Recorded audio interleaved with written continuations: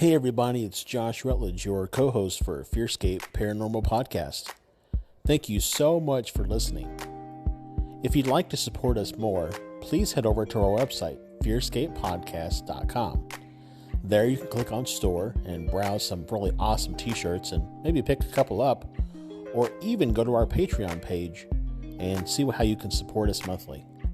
We love bringing you awesome content just as much as you like listening to it. Enjoy the show.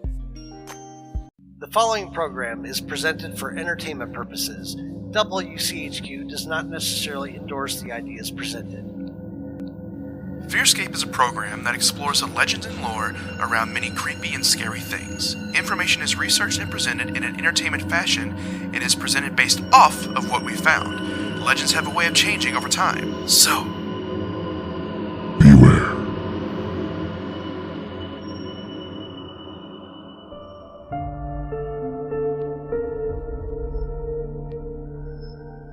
FearScape.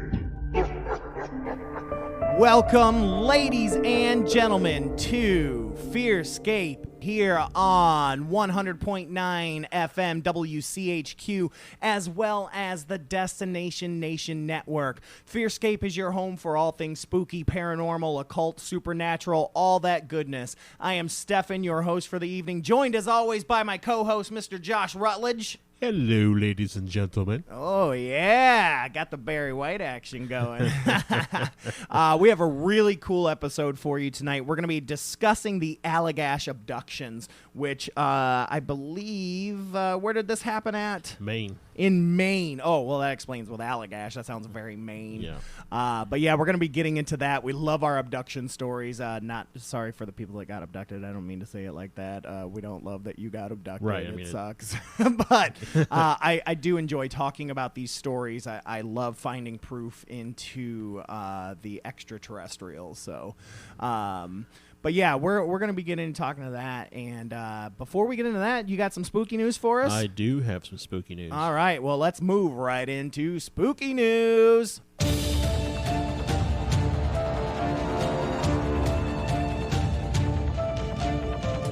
All right, so this comes to us from Kark.com. It appears to be... Quark?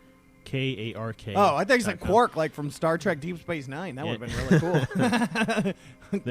You got to pay in gold press platinum. So it appears to be like maybe a local NBC station, wherever this is located. Oh, okay. So this is in Russellville, Arkansas. So there's a video accompanying it for this story. So if anybody wants to know, just get on there and look up a clown digging hole. Clown digging hole. Oh, man. Yeah. All right.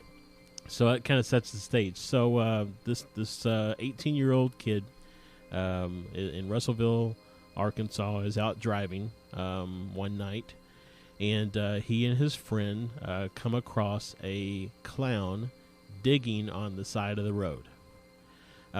He says around 9:30 p.m. he and his friend decided to go to his favorite spot near a lake and talk about a problem his buddy was going through. Been there, done that. Yep. We were just going to talk about things, but it's because it's a place to get away. We pulled up down the road, and there was a clown just sitting there. Now, the video I watched, and like you can see, this kid took this with his iPhone, and it is just a guy in a clown suit digging a hole in the side of the road. And then he proceeds to, I guess he sees the car, so he proceeds to then walk with the shovel dragging behind him. Oh, no. Towards the car. No. I'd be out of there like greased lightning, dude. The video has had more than 800,000 views. He goes on to say, "I'm personally afraid of clowns." Hello, me Same. too. He can't watch it. I can't watch the new one. I can watch it, but I watch it because I like being scared, but it scares the tar hooties out of me. But yeah, apparently there during Halloween time, during this kind of time of the year, there's an uptick in clown sightings. Yes, I remember last year or the year before where it was like nuts. Yeah. I mean, it's just so. I guess if you really want to just scare the piss out of people, just dress up as a clown and dig a hole inside the road, and then drag that sucker behind you. You know. So yeah. So that is that's spooky news.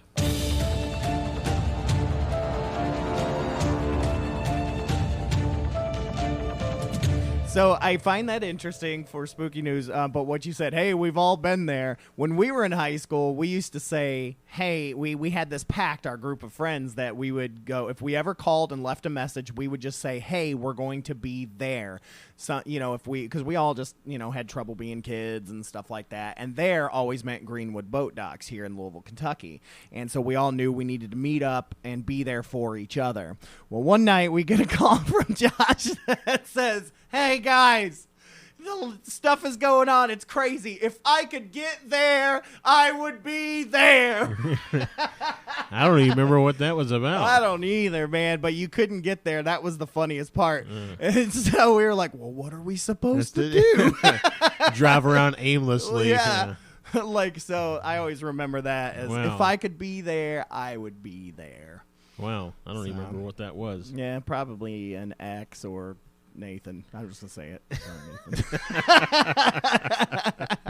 I'm just kidding. But no, I wanted to share that because that's immediately what I thought of. I remember that because I had my own phone line. And so I remember I had that, that's not a voicemail, an answering machine message forever and ever. But yeah. Yeah. Phone lines. Imagine. Phone lines.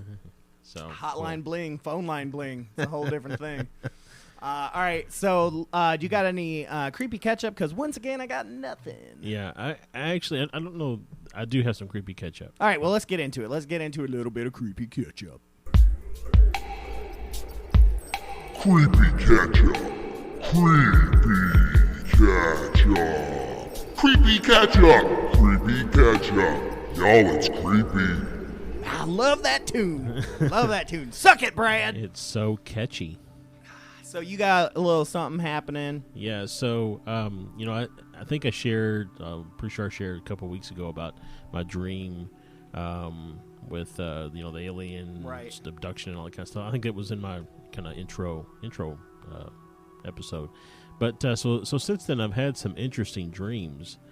And I don't know if, you know, I do have a theory around where some of your dreams come from if you believe in the multiverse. Mm-hmm. And I believe sometimes that our universe rubs up against other universes in the multiverse, and so you glimpse your counterpart's life. I absolutely believe that, and it's something that when I was a child, I believed it. I didn't believe it as big as a multiverse, but I believed it as a second dimension where when I was asleep, I was dreaming about my counterpart's life. And when he was asleep, he was dreaming about mine. Yeah. And so, you know, at the time I was going through some abuse and some things like that. And I thought, man, these are his nightmares, and all the crazy vampire stuff that's happening in his reality are mine. Right. Right. You know, that's what I always thought. But yeah, I mean, so it's kind of along the same lines. So a lot of times when I think about, you know, when I have these dreams where I'm in this really kind of, I don't know, off the wall situation, I think, well, maybe I'm just glimpsing me in another universe. In another decision. Yep. So another decision's path. But so the dreams of the last 2 nights, I'll just kind of summarize. So one was I was a part of a crew on a spacecraft. We had to leave the spacecraft for some reason. I don't remember what, but we were all tethered together like in EV suits going out of the spacecraft to try to catch on to another spacecraft. So not like Human Centipede tethered together. No. So everyone can breathe. No, but well, I mean, you're in an EV suit in space. So, yeah. I always think of that movie. What was that? That Mars mission or whatever it was, where the guy farts in the EV suit. Rocket Man. Rocket Man. That's what it is. I love Rocket Man. Yeah. I watched my kids. I made my kids watch that, and they were so bored. So. Oh no. But anyway, so we're going out to try to catch another spacecraft that's like coming by that we're going to use to get down to the planet. Now, if any of this sounds familiar, it's actually used in a movie. I think it's Mission to Mars. But anyways, so this is all happening. So we get down to the planet, and I find myself in like an alien stronghold, I guess. And I'm walking around, and I accidentally bump into something and I knock it over, and then there's just like this big bellow, and this alien with 8 feet that are like big elephant feet, and 4 arms and 4 eyes and 2 mouths comes and he's huge. I mean, he's probably 15 or 20 feet tall, and he comes walking through the doorway, and I kind of decide to follow him to try to, hopefully he won't find me if I'm behind him, right? Because he's huge. And I see him ordering all these kind of servants around, telling them to go find the intruder. And I get found by this dog type creature, and then I wake up. So that was one dream. So then the second dream, it was just maybe a couple nights later. I am a psychic, intergalactic bounty hunter. Yes. And I use my psychic abilities to read other bounty hunters and know if they have large bounties, so that I can steal those bounties from them. I'm in a room, like in a bar or something, there's full of bounty hunters, and I'm scanning the room trying to find a bounty, and I come across someone who has a bounty on me. And so then there's an altercation, and I wake up. So bounty hunter versus bounty hunter. So it's, so number one, if anybody needs some really good fan fiction ideas, just flip it into Star Wars, and then you've got Boba Fett versus IG-88 or Dengar. Yeah. So that's kind of my creepy catch-up. I mean, I love dreams, man. Dreams are definitely weird, and keep bringing them if you've got some, because I just had a dream I was at my old house eating stuff. I was eating Fruit Loops in my underwear. Yep, and yeah. All right, so that was creepy catch-up. Creepy catch-up. Creepy catch-up. Creepy catch-up. Y'all, it's creepy. Alrighty, so we are here at FearScape, and we are going to be talking about Allagash Abductions. So, warning to all of our blanket huggers. Grab those blankets and hold them tight, because it's about to be freaky deaky. Freaky deaky. Alright, what do we got? Alright, so, Allagash Waterway in Maine. Alright, so this, we basically have 4 friends. Actually, there's 2 brothers who are twin brothers, Jack and Jim, and then their 2 friends, Chuck and Charlie. Now, I think it's interesting that Chuck is probably short for Charlie. So basically, they have 2 friends, both named Charlie. Yeah, essentially. So, but maybe that's why he went with Chuck. Chuck, yeah. And we got another guy. His name's Chaz.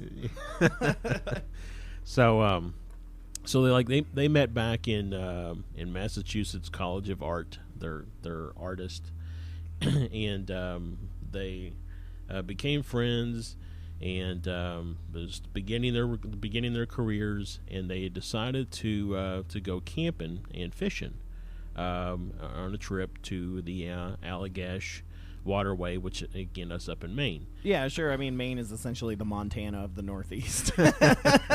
Yeah, I went to Maine once. I swam in the ocean in July, and I remember that the water was so cold it reversed puberty. So I didn't have reverse puberty, but I used to spend a lot of summers up north in Michigan, and I swam in Lake Superior in July, and yeah, same thing, massive shrinkage. So so this all takes place in August 1976. Man, that's interesting, because the Stanford sister, or the Stanford 3, that happened in 1976 as well. Well, you think about really all the kind of really big abduction stories, like the Fire in the Sky guy, the sisters, this story, it's all in the 70s. I mean, you think about, we've seen sightings since then, but most of the, at least what I've been able to uncover, most of the big stories happened in the 70s. Well, and some of that could be due to media coverage, whereas today we laugh at it, and we all, or things are just handled differently. Who knows? Right. But yeah, I mean, I can't tell you the last time the news covered a legit abduction case. Right. Legit in our minds, anyways. and Right. took it seriously. Legitimate in the mainstream. But yeah, I media. mean, 76, that was literally the same year as the Stafford 3. I don't know when Fire in the Sky was. I don't remember. But I want to say it was like 74, 75. yeah, I somewhere know in it was there. before these ones. So, Yep. but yeah, very interesting. Very Yep. interesting. And I'm pretty sure the Stafford 3 was pretty close to that date as well. So Yep. So anyway, so we've got these four gentlemen. They're up in Allagash. They're going to do some camping and some fishing, and so they decided they wanted to. They're out on Eagle Lake, which I'm not entirely sure where that is, but I'm sure it's a lake in Maine, and and heard it's the main lake. Well, the eagle has landed. so they're running low on food, and they decided to do some night fishing. So before they left in their canoe, they built an extremely large campfire to be a landmark on shore to help them navigate to their campsite, and to Right. also provide some light because, again, they're night fishing. Right. So they're going on the lake. They've been out on the lake for a little bit of time, and they see a light that seemed much brighter than a star. The glowing orb, as it's called, was hovering over the trees a couple of 100 yards away. The object changed colors as it moved back and forth, red, then green, then a yellowish, kind of whitish yellow. The massive object, it says, was estimated to be 80 feet in diameter. Wow, I mean, it's not a mile wide like Phoenix Lights, No, but for but- 3 guys in the woods, Yeah. 80 feet is pretty Yeah. nice. 3 guys in a canoe Yeah. on a lake. I mean, Hungry, too. Yeah. I mean, we all saw Deliverance, okay? That's what happens when 3 men are on a canoe. Well, yeah, I mean, it doesn't say here, but I would imagine that the craft made some kind of a banjo music sound. Right.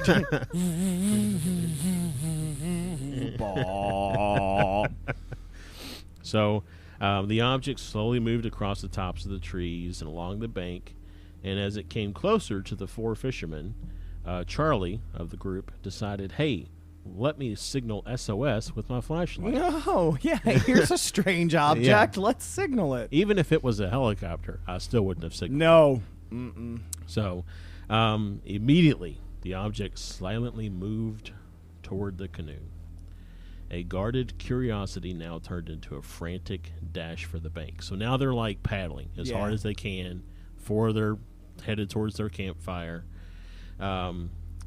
They said it says a hollow light came from the object, engulfing the men in their canoe.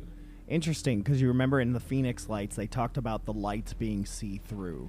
Yeah. Remember? Right. And so this is also a hollow light. Well, when you kind of think about in a lot of television shows, since obviously this is because color TV and all that advancement and stuff, but when you think about a lot of the TV shows, when they show kind of that white light from a craft engulfing people on the ground, it is kind of, it's white, but you can see everybody within it. Right? Yeah. It's not so blinding white that you can't see anything. And Right. I wonder how much of that in TV is influenced by stories like this.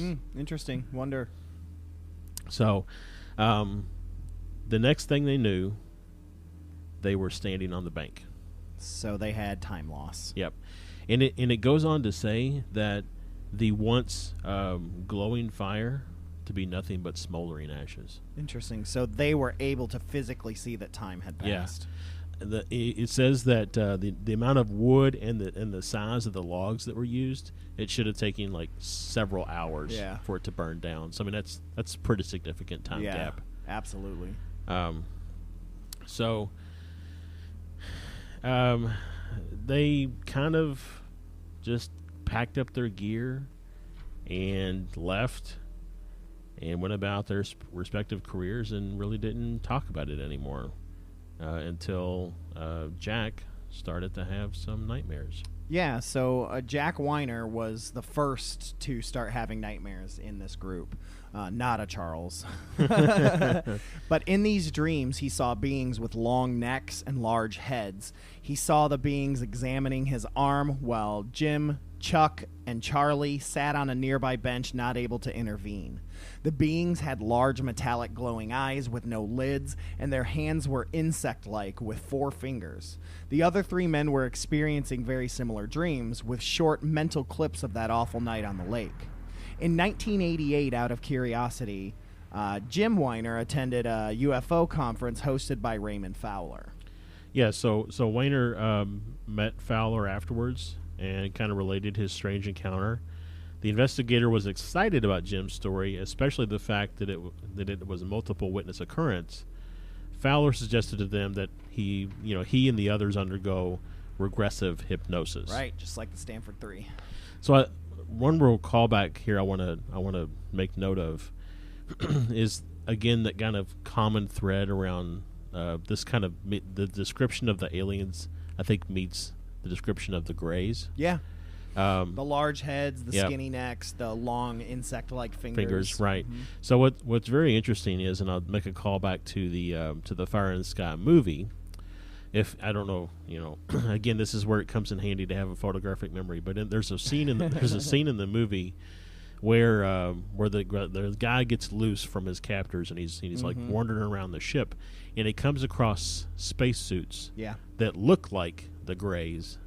So the aliens are not actually designed, or they're not built that way, anatomically that way. They're just the spacesuits that they're wearing make them look that way. So it's just, again, interesting. That's just how we perceive it as an actual person, much like if they ran into us in space, they would see this square head with a round bubble. Right. Or if you think about it from a, if in fact this is kind of an experimental type thing where they're doing experiments on us to try to understand whatever, they're likely going to wear some type of a protective like gear. A hazmat suit. Like a hazmat suit. I mean, think about it. If you encountered something that you'd never seen before in a hazmat suit, what would that look like to you? So creepy. So, or like a gas mask and stuff. So, but so after the so they went ahead and did the regressive hypnosis, and they had a couple things. So it was revealed that all 4 men had been abducted. They had been subjected to humiliating physical examinations. That's a probe, people. Including the taking of skin and fluid samples. Yep. That's something that Fire in the Sky definitely hit on, was that sexual experimentation. Yeah. Which is interesting, Well, and it kind of gets back to my thing about, hybrids and... Yeah. So, I mean, we can grow life in a lab, so why wouldn't aliens be able to? Mm-hmm. So, then it goes on to say that the men's descriptions of the aliens was consistent, and being that they were artists, they were able to make detailed sketches of the entities. Oh, I didn't even think about that. And the examining instruments. And I went ahead and underlined this because, again, I think this is kind of a common theme that I hear a lot, is that Chuck added that the aliens' test area was similar to a vet's office with a silvery table. And you hear about that kind of a lot. It's just like kind of that platform type metallic table that everything seems to happen on. Interesting. And again, when you think about it from a scientist doing an investigation or something, or a test, typically we ourselves use metal tables because it's a sterile environment. And so again, it kind of gets back to what is the driving purpose behind the abductions and the test being done, and could it be some kind of an experimentation? Interesting. He also related a strange fact where he said that he had much difficulty in focusing on the aliens, and that when he tried, he could not put an exact image to them. And he compared it to trying to tune in a fuzzy radio station, which is something I've heard before. Well, I made a note here that in my dream that I talked about, not the 2 for Creepy Ketchup, but the one from before.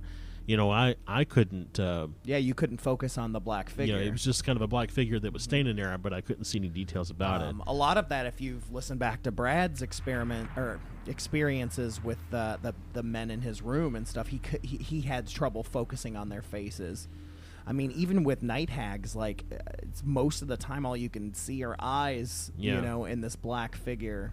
Like, But and so part of that is it begs the question: is it your mind's inability to process what you're seeing, or could it be some sort of memory manipulation that's occurring, right. so that indeed you can't focus on what you're seeing because the memory has been altered? Right.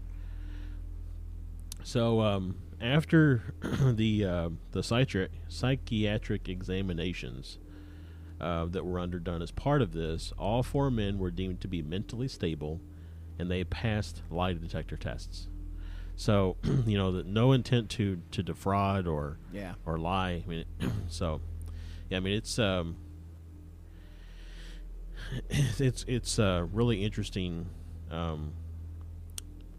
I watched this thing that I think it was William Shatner hosted, where they interviewed alien abductees. Oh, I would love to see that. No, it wasn't William Shatner. It was the guy, the new, the reboot of Star Trek, the guy who played Spock, Zachary Quinto. Oh, Zachary Quinto. Yeah. Okay. So he did a thing, and I guess it was something that Leonard Nimoy had done back in the 70s. It was the same type show. Oh, yeah. I think I just ran across the Leonard Nimoy one on Amazon Prime the other day. But so it was really interesting because here it is, Zachary Quinto Yeah. played Spock. So now we need the dude from Discovery to pick up the slack here. But so they did an interview with an alien, a gentleman who claimed to be abducted by aliens. And they asked him if he would be willing to do a lie detector test. And he said, "Oh, yeah, I've got nothing to hide." So they did a lie detector test, and the lie detector test found that he was lying. But he believed his story so much to the point that he couldn't conceive that it would find that he was lying, but yet the lie detector test found that. So there's some back and forth discussion around whether or not the validity of lie detector tests. But yeah, I mean it's really interesting here that they included that they did pass the lie detector test for this particular scenario. So most of this detail can be found in there's actually a book called The Allagash The Event, written by B.J. Booth. And if you want to know more information about what we talked about here, that's a good source. But I do want to go into there's some detail here, what they call the aftermath. And so this is kind of an individual's explanation or recounting of their experience going through with these 4 in the process of documenting for the book. Right. So first of all, there's an individual here that did the regressive hypnosis, and his name is Anthony Constantino. Constantino. Mm-hmm. Yeah, is that how you pronounce that? Mm-hmm. Okay, I was going to say Constantino. I don't know. So yeah, but and what's really interesting is that individual was asked, do you believe them? So yeah, that's pretty much what they always ask all of the hypnosis people. And I was just going to go ahead and I've got this kind of highlighted towards the end, but the big thing is that he says, do you believe them? He said he paused, he rubbed his chin as if weighing the gravity of this question. He looks up and nods solemnly. "I do," he says. "After working with those guys, I was scared. I still am. I think it's true. I think they were being tagged, the way we tag and study sharks and bears and then release them. The men were highly indignant that they were taken aboard and these things were done to them without their permission." So, I mean, think about that, the whole tagging thing. Ugh. I mean, and it stands, it makes you wonder, again, with the kind of string of abductions that happened over a period of time, the comment that we made around not being able to really recall the last time you heard about a big abduction in the media. When we tag things in the open ocean, we do it for a period of time, and then we watch their migration or we watch their movement. Mm-hmm. So it's are we at a lull in the abductions until we whoever's doing the study and comes up with enough data to be able to either A, do some more tagging, or B, retrieve the tags. Right. So, but yeah, so one of the things that was called out here was that they were actually on the Joan Rivers show, which I tried looking up the date. I did find the episode. It's on YouTube. But I tried looking up the date of when that aired, and I really can't tell you. I can tell you that based on the clothing and the scene and the fact that it was dubbed over from VHS, it was probably back in the 80s or 90s. Oh, it had it. Well, Joan Rivers was like early 80s. Yeah, so... But, again, it's on YouTube if you want to go out there and watch the interview. It's pretty interesting.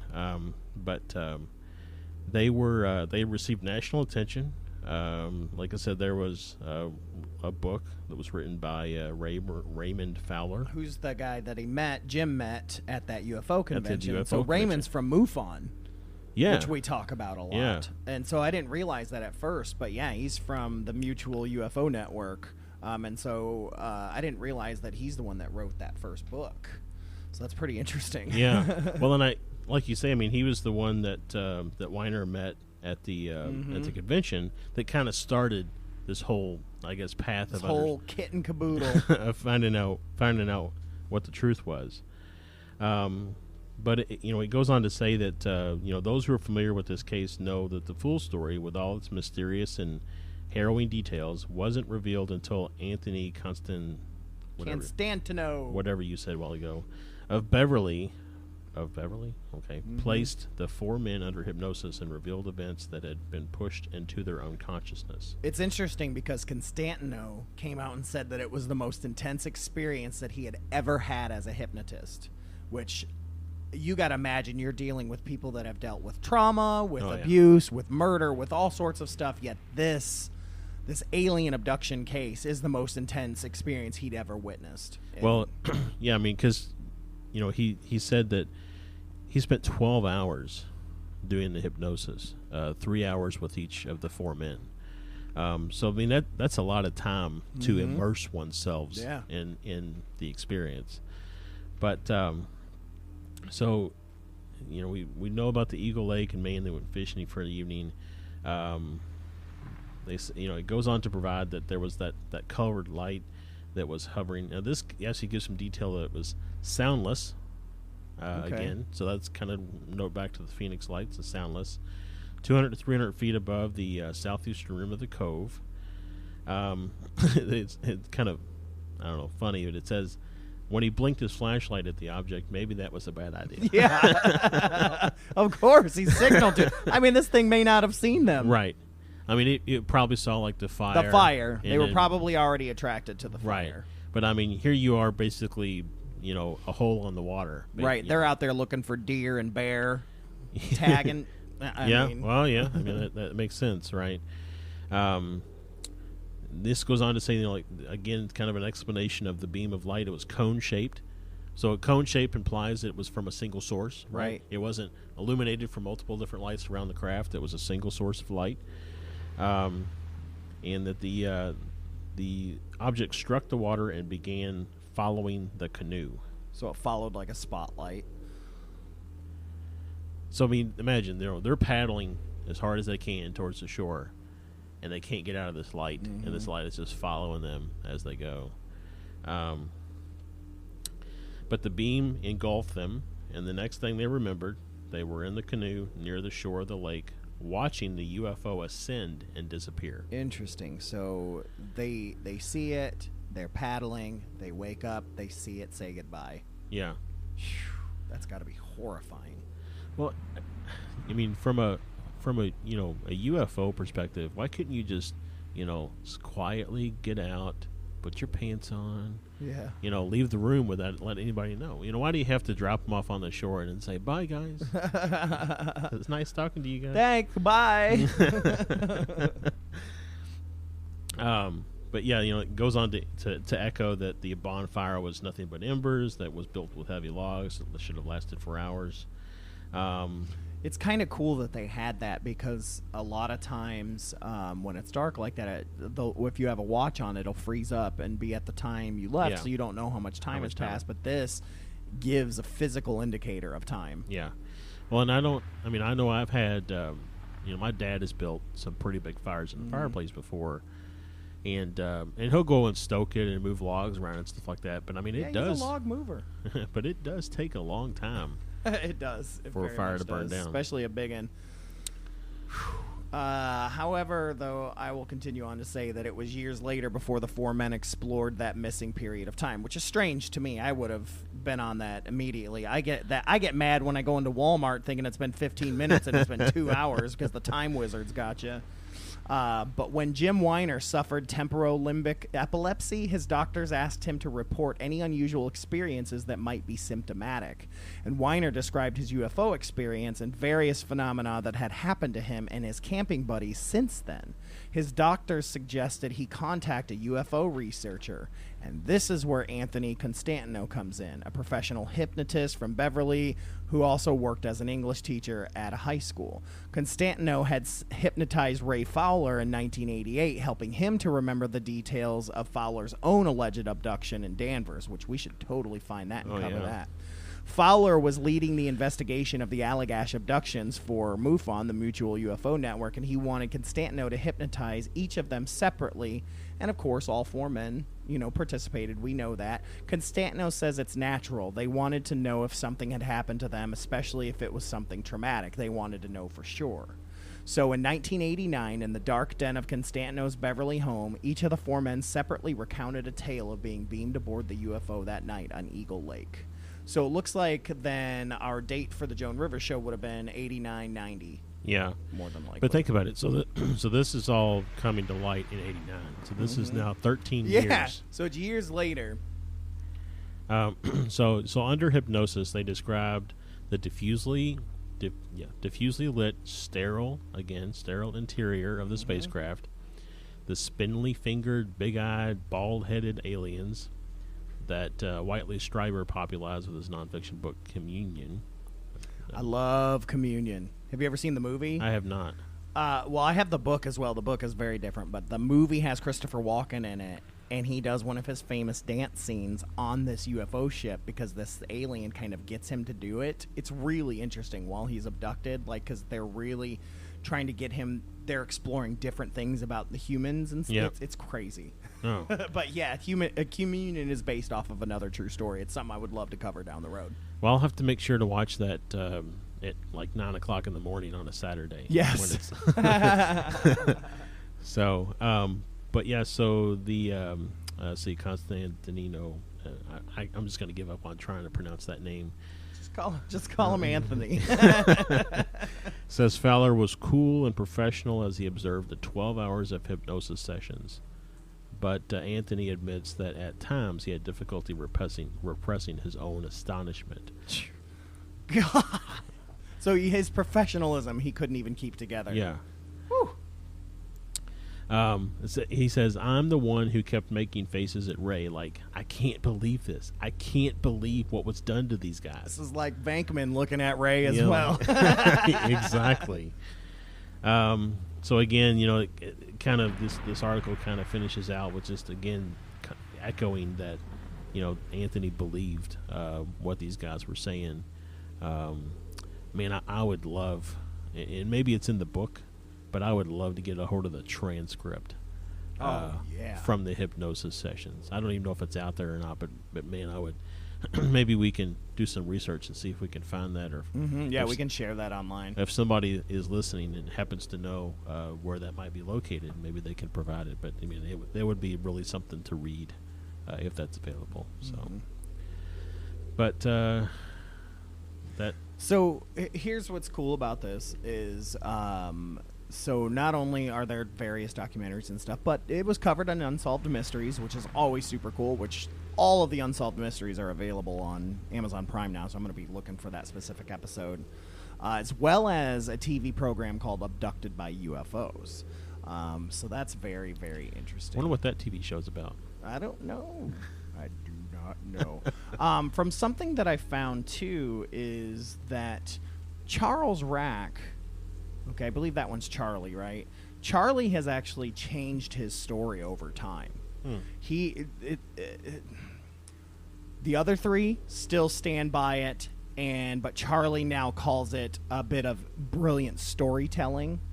According to him, he had an interview with the St. John Valley Times where he said he saw strange lights during the camping trip, but the abduction part of the story was a total fabrication, and he went along with the narrative for financial gain. Yeah, every time. This to me says I can't deal with the pressure that I'm getting from my friends and family for being honest about this story, so I'm going to say it was a hoax. Yep.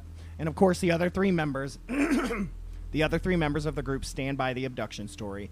According to Jim Weiner, Jack, Charlie, and I, after all these years, are still in agreement with the Eagle Lake event as we three remember it. We also accept the results of the hypnotic regression sessions and subsequent polygraph tests as supportive of an abduction scenario. Jesus. So, yeah. Yeah. I mean, that's, yeah.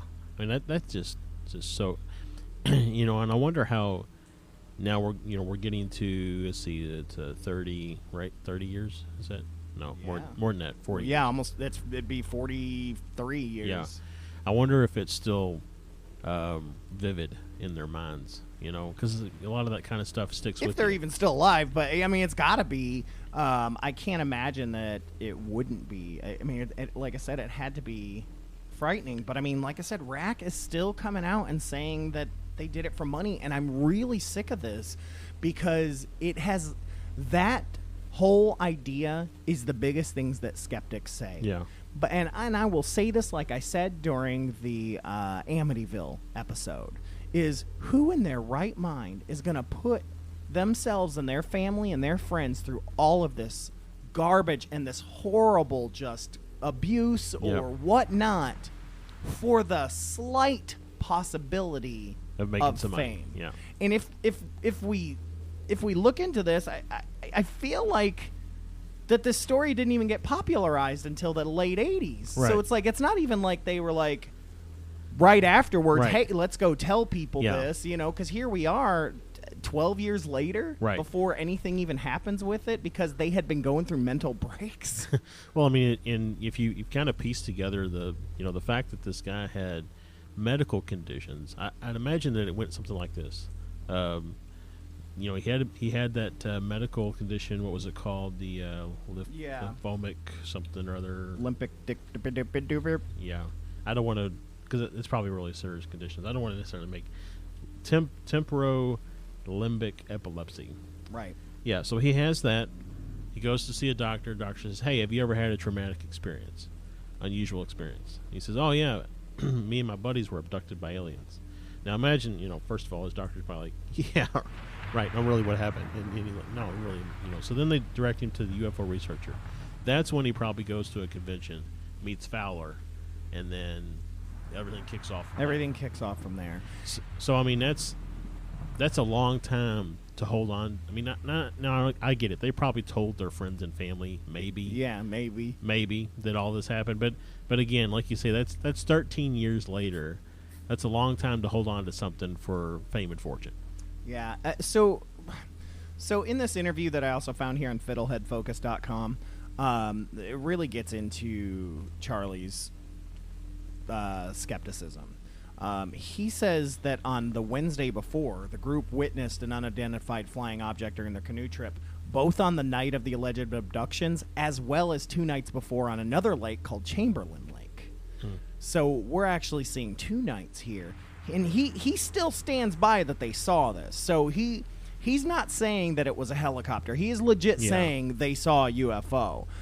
He said that it was the most vivid sighting he had seen. He had an uncomfortable feeling of being stared at. He turned around and saw a very, very bright globe of light in the sky. He described it as changing color from white to red to green in a liquid kind of melding motion. Again, the liquidity. Mm-hmm. And then he went on to say that the group reported the experience the next day to a ranger on duty, who Rack said quickly dismissed the sighting, attributing the lights as coming from a grand opening at a hardware store in the town of Millinocket. Rack said the guy said what we saw were these guys operating a searchlight in the back of a pickup truck, that there was no But there was no way that this could have been any hardware store grand opening at 9 o'clock at night coming from 75 miles away. No, unless you have just an amazing searchlight. I mean, right. I mean, I've seen grand openings from, let's say, 30 miles away. You can usually see the searchlight sweep the sky, but it's like a really faded light. It's not like there's a light above you shining down. It very much dissipates. Yeah. Charlie also went on to say that the men never once discussed the possibility of having been abducted by aliens until years later after Jim Weiner suffered a traumatic fall and began to experience seizures. Charlie says after suffering this fall, he started having these visions of humanoid beings levitating above his bed, poking him with needles, and he attributed those to the event. Jim Weiner, of course, eventually shared his visions, like we talked about, and the other ones seemed to recall the same thing. They said the aliens performed what they perceived to be medical examinations on the men. But, I mean, Charlie Rack wants nothing to do with this. Well, again, I think it's just his own coping mechanism for not wanting to deal with it or not wanting to have the pressure of it anymore. Unfortunately, like you say, I mean, it gives skeptics something to latch onto and say, well, here's the one guy who said all this in the beginning, and now he's changing his story. Well, and it's interesting because in the Amityville story, the lawyer of what's his name, the murderer that was there, DeFeo, that lawyer was the one that approached Lutz about doing this, and we should get a book deal and yada yada yada. So immediately that means everything he said was fake. Right. Well, what happens here is Rack is also saying that they were compelled by Fowler to stay together, saying that it was Fowler that pushed them, that this could make them millions of dollars. And Rack even said, in the end, we made very little. And once again, I'm like, Fowler was the one that was like, we need to get each of these guys separate and do hypnosis.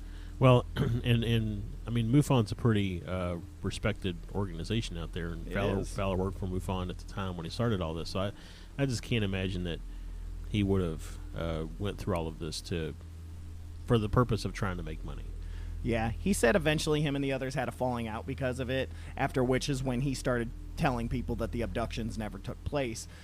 He wanted to say that it's not an outright hoax. He says, I don't call it a hoax, I just call it brilliant storytelling. It's not the truth, but I have to admire the storytelling ability of my old friends. Rack also challenges what many believers of the abductions consider a key element of the case, which is the lost time the men allegedly experienced. The men all claimed, of course, that when they set out fishing, that they had a huge fire burning at the campsite, and then when they came back, it was gone. Rack now dismisses this suggestion as complete, well, we'll call it manure. He says it certainly was a big fire. I agree with that. Those logs were maybe 3 inches. Some of them could have been almost 3.5 inches. That's the biggest they could have been. And most of them were smaller. And as such, in the condition, those pieces of wood would have burned off very quickly. But Foltz, in a telephone conversation from his Massachusetts home, claimed very differently. Of course, he said, some of the wood we put on there was the diameter of my leg. I would say at least a good 10 inches in diameter, easy. So, I mean, they're still fighting back competing and forth. Stories, right. Like, this article came out in 2016, and so this guy contacted both of them. So at least as of 2016, these two were still alive. Another thing, though, and of course, and I was waiting for this, is Charlie Rack also said that during the interview that he and the other members of the group had also been using recreational drugs on the night of the alleged abduction. Rack says, I remember Jack brought some Afghan temple ball with him to share with the rest of us. Yeah, we were definitely stoned out of our minds when we went out on the lake before we got that sighting. Well, then obviously it must be a hoax, right? Yeah, because, their shared delusion, right, which, happens.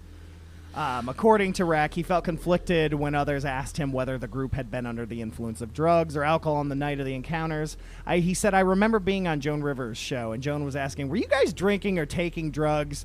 Fortunately, I was sitting the farthest from her, but Jim was right next to her, and he had to field that question, and he lied. And that way I didn't have to lie. Foltz denies any drug use among the Allagash Four during the outing. Foltz has said, no, we bought an 8-pack of beer from Millinocket when we bought all of our supplies for the canoe trip. We each had 1 beer at Telos Landing the very first night, and we each had 1 beer at Fort Kent the last day of our canoe trip. We carried those 8 bottles in, and we carried those 8 bottles back out. I mean, just because even if they did, smoke a little weed, I mean, there's nothing. I mean, a lot of experiences have been heightened because of, hallucinogenic Sure. type I drugs. mean, look at MK Ultra. I mean, that whole thing is, it's insane to think about. Well, I mean, you think about a lot of the Native American tribes, Right. that was how they connected with their gods was, smoke a little peyote, and Yep. so yeah, put you on a higher plane. Yeah. So the other guys describe Rack as a man with a violent temper. So here's the other side, right? So they said that he's been banned from a ton of UFO conventions, which he shouldn't be going anyways if he's saying Right, it's it's not all- real. yeah. But Foltz said, we definitely steer clear of him because this guy is a loose cannon and is a mental disaster area. Like, they call him a whole mental disaster area. And Jim, of course, Weiner, dismisses all of the new claims. He says, I personally believe that Mr. Rack's self-aggrandizing rationalizations and disparaging accusations are simply the rantings of an angry and resentful individual on whom his former friends have turned their backs on. Huh. We almost have to wonder if this is a reattempt to bring attention to the story again for the purpose of, so if things have kind of died down over the years, now I'm going to say I'm going to go and reverse my story. This is going to bring attention back to things. If you look at 2016, it would have been 30 years Yeah. later. So I'm sure the news was like, hey, what can we find Right. newsworthy?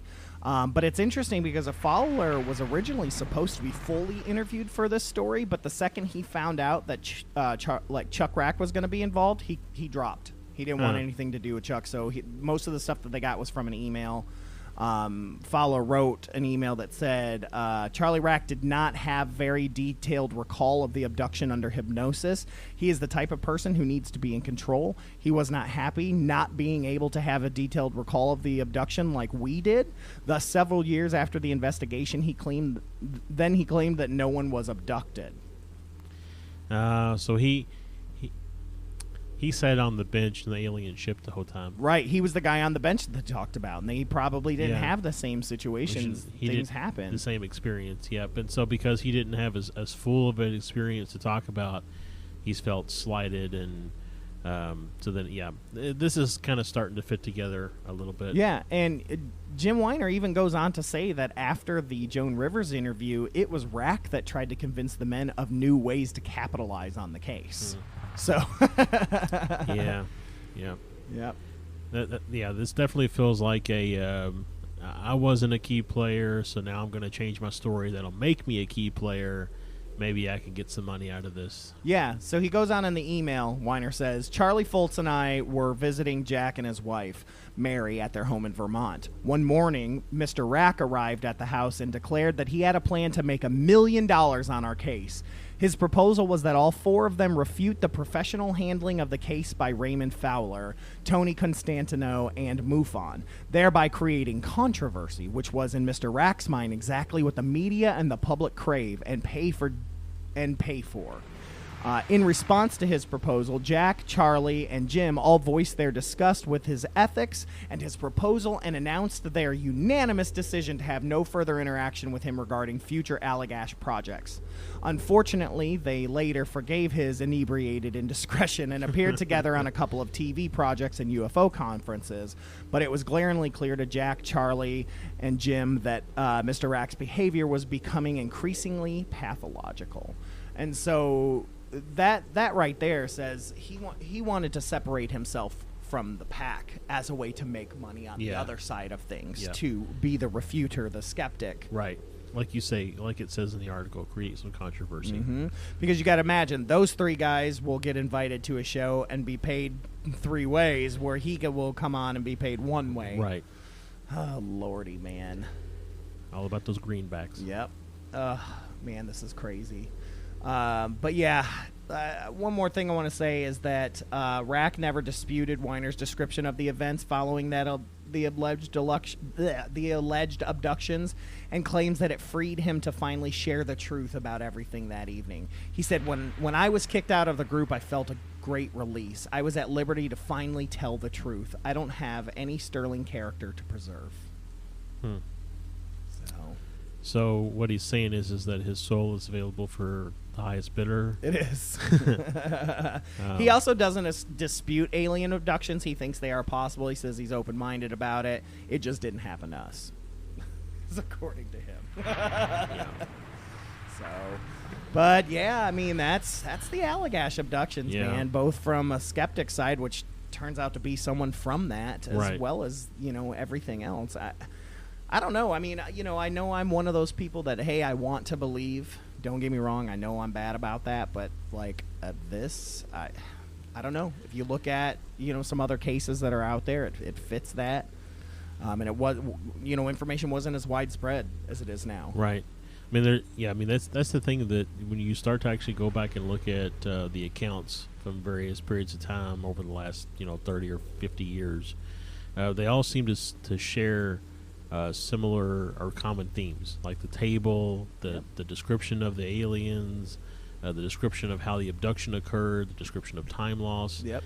And at that time, when the earlier ones occurred, you're right. I mean, there wasn't widespread media that really talked about this kind of thing. I mean, now granted, somebody probably could have gone to the National Enquirer or something Sure. like that, and somebody might have been standing in line at the grocery store and read the story. But it's more likely, I think, that those commonalities that exist between stories are there because these events are actually occurring. That's right. And speaking of stories, let's move on. We got to get to our listener story. Like we said, we have Stephen Stanek's mother.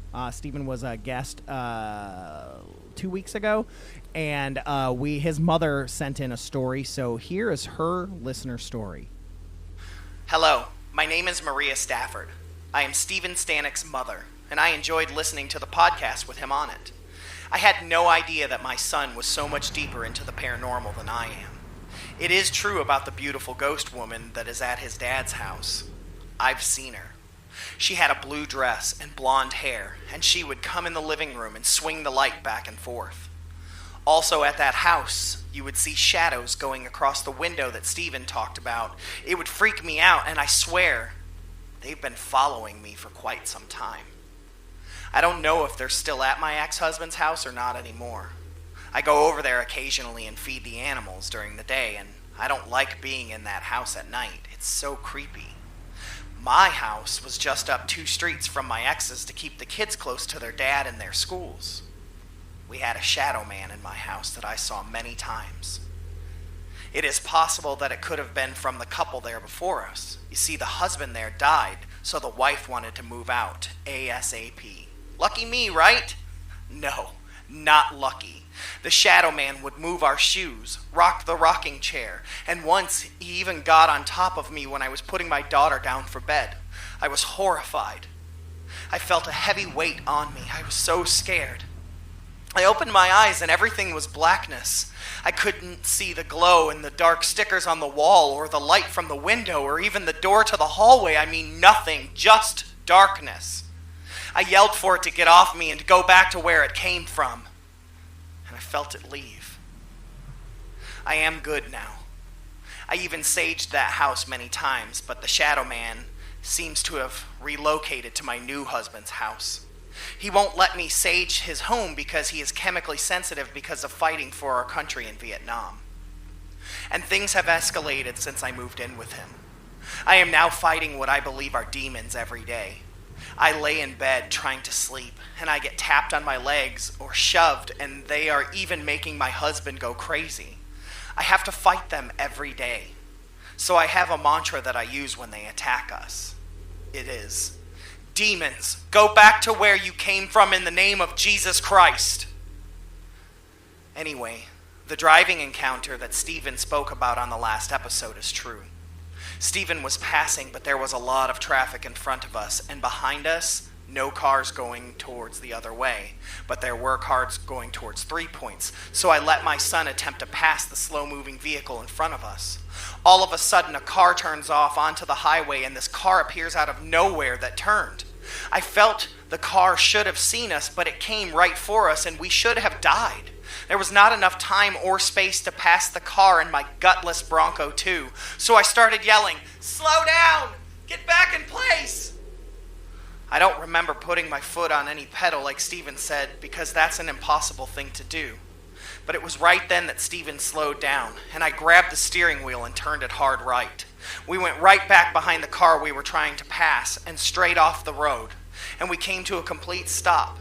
And when we got out of the car, there wasn't a car in sight in either direction. It was a freaky feeling, to say the least. Were we being tested? I don't know. But I feel we passed the test because we lived, and that's all that mattered to me. But if I did push on those brakes, that was a miracle. Anyway, when it was all over, we saw nothing. I thought to myself, what happened to all the traffic that was there? The highway is always busy, and there was nothing for miles either way. Well, I have no clue what truly happened that night. But one thing I know is that my family is still alive to tell the tale. Okay, wow. Steven, your mom's got some dibs, man. That was creepy. And I like that she refuted a lot of, not refuted, the opposite of that. Confirmed a lot of Steven's stories. I thought that was really cool. It's really interesting, the Shadow Man that appears to be almost attached to that family. Yeah. That followed her. Followed her, yeah. And in a way followed Steven. So very interesting. But yeah, please, guys, if you're listening, send your listener stories to us to fearscapepodcast@gmail.com. We will take those stories and we will read them on air, or you can send us a voice recording. Just let us know what you'd like to do. Either way, we want those stories. But we got to get out of here. Yeah. It's time to roll, ladies and germs. We got to get rolling. But thank you so much for listening here on 100.9 FM WCHQ, as well as the Destination Nation Network at destinationcomics.com/DNN. We are live every 9 p.m. Sundays at 9 p.m., and then the podcast drops every Wednesday following that, so be on the lookout for all of those. And on that, we got to get out of here, man. Yeah, got to go. We got to get out before it gets dark and we see these lights. But thank you guys for tuning in. My name is Stefan, and I will catch you on the flip side. Yeah, this has been Josh. The truth is out there. And remember, folks, hold those blankets extra tight. Good night, everybody. Good night.